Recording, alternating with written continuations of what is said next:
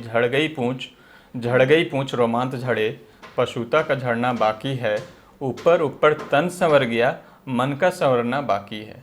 तो चूँकि मैं एक साहित्यकार हूँ, तो बतौर साहित्यकार मैं यही संदेश देना चाहूँगा कि हम जो भी लिखते हैं या जो भी पढ़ते हैं उसे अपने जीवन में भी उतारने की कोशिश करें, तभी हमारा जो लेखन कार्य है या वो सफल होगा।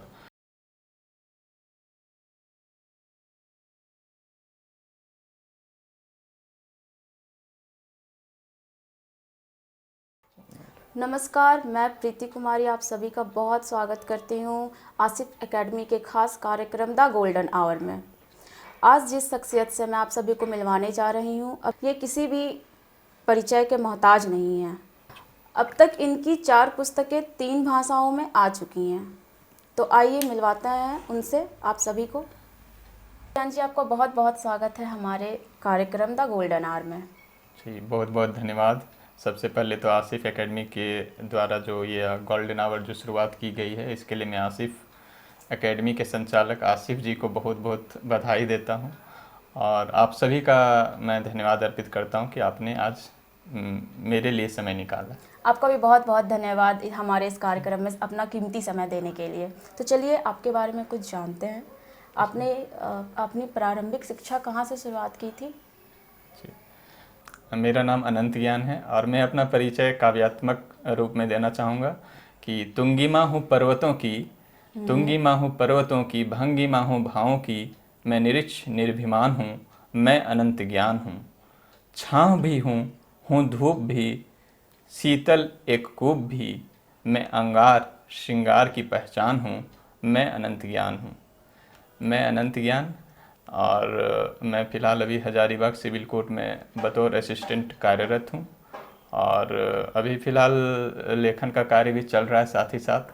तो लेखन के कार्य में अभी फ़िलहाल मेरी 4 पुस्तकें आई हैं और अभी एक पुस्तक जो है लघु कथा संग्रह आने वाली है। बहुत अच्छी बात है। पहली पुस्तक के बारे में आप कुछ बताइए हमारे दर्शकों को।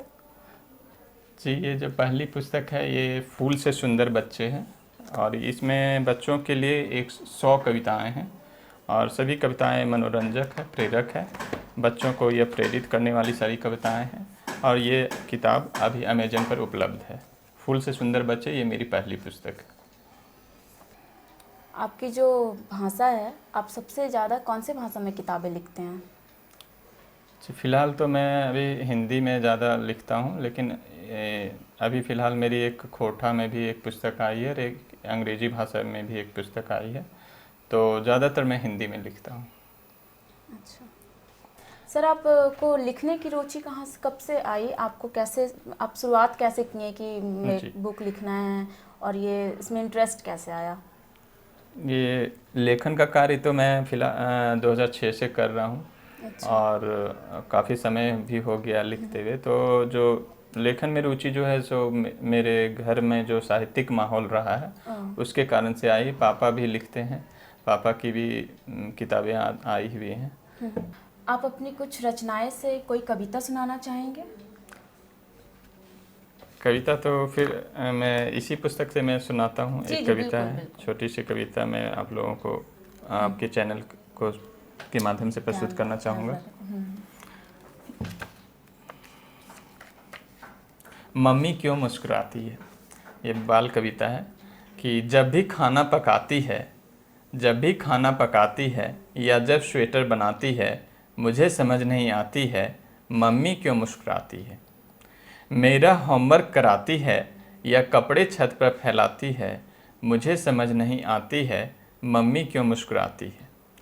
जब भी बाल संवारती है, खुद को आईना में निहारती है, मुझे समझ नहीं आती है मम्मी क्यों मुस्कुराती है। क्यों मम्मी मुस्कुराती है, बच्चा सोच रहा है। बहुत अच्छा। अब पता चल गया मुझको आज, पता चल गया मुझको आज मम्मी की मुस्कुराहट का राज। जब भी पापा की याद आती है, जब भी पापा की याद आती है, मेरी मम्मी मुस्कुराती है, मेरी मम्मी मुस्कुराती है।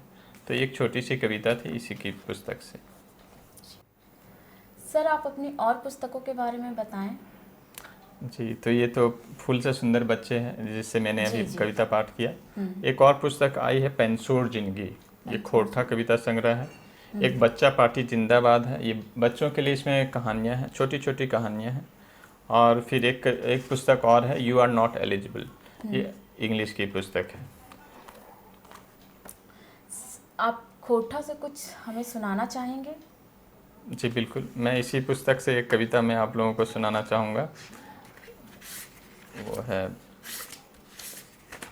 जिंदगी संगी कि तोर खतिर खिस्सा कहानी, तोर खतिर खिस्सा कहानी, तोर खतिर गीत गे रानी, सुन गे हमर जिंदगी संगी, सुन गे हमर जिंदगी संगी, तोर खतिर हो ई जिनगानी। जिंदगी संगी अपनी जो मिसेज को कहा जा रहा है।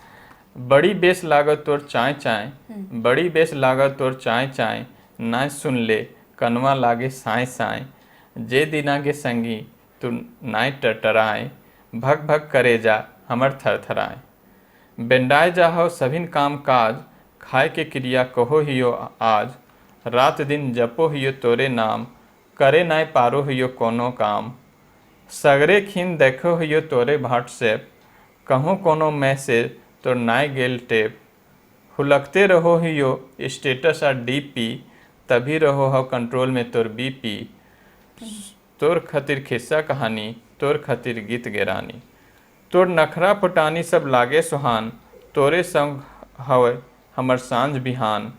बैन के जिंदगी संगी तोय, बढ़ाए देली अनंत ज्ञानिक मान। तोर खतिर खिस्सा कहानी, तोर खतिर गीत गे रानी, सुन गे हमर जिंदगी संगी, तोरे खातिर हो ई जिनगानी। सर ये बहुत छोटे अच्छा से था। कवि। सर बहुत अच्छा था। सर आप लेखक हैं, तो आने वाले जो नए जनरेशन की युवा पीढ़ी है, उन्हें आप कुछ संदेश देना चाहेंगे? जी बिल्कुल, आज के जो युवा पीढ़ी है वो फिलहाल अभी साहित्य से दूर होती जा रही है। जी जी। लिख भी रहे हैं लेकिन दूर भी हो रहे हैं। तो मेरा मानना है कि युवाओं को साहित्य की ओर आना चाहिए और पठन पाठन जो भी साहित्यिक पुस्तकें हैं उनका खरीदना चाहिए, उन्हें पढ़ना चाहिए, तभी साहित्य का पूरा विकास हो पाएगा। सर आपकी और कोई पुस्तकें जो आ चुकी हैं या आने वाली हैं? हाँ, मेरी फ़िलहाल अभी एक पुस्तक लघु कथा संग्रह है जो आ रही है, वो उसका नाम आधा सूरज। आधा सूरज। तो अब कार्यक्रम को अंत करते हुए, ठीक है सर, आप जाते जाते हमारे दर्शकों को क्या संदेश देना चाहेंगे? बहुत बहुत धन्यवाद आपका। और संदेश आपने पूछा है तो मैं यही संदेश देना चाहूँगा।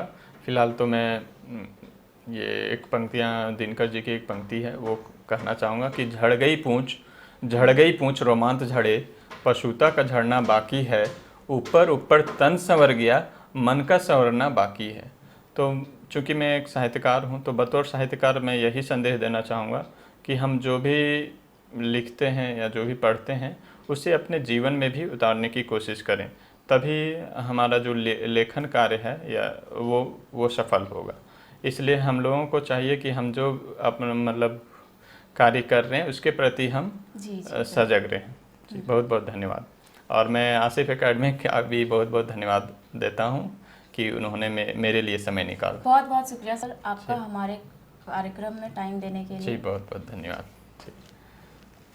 ये थे अनंत ज्ञान जी, जिन्होंने अपना बहुमूल्य समय दिया हम लोगों को और बहुत अच्छी अच्छी जानकारियाँ दी हैं किताबों को लेके। तो इनकी और भी आने वाली पुस्तकें हैं, आप सभी प्लीज़ इन्हें पढ़ें और कुछ अच्छी जानकारियाँ लें।